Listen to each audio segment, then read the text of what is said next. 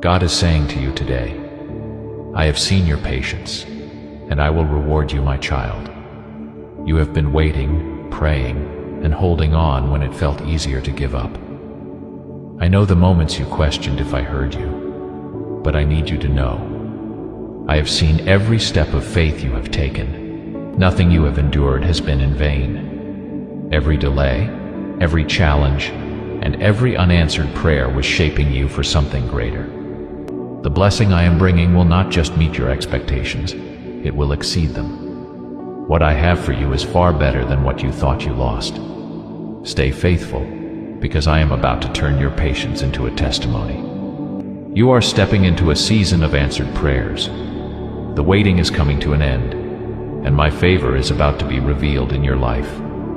Keep trusting, keep believing, and know that I am a God who always fulfills His promises.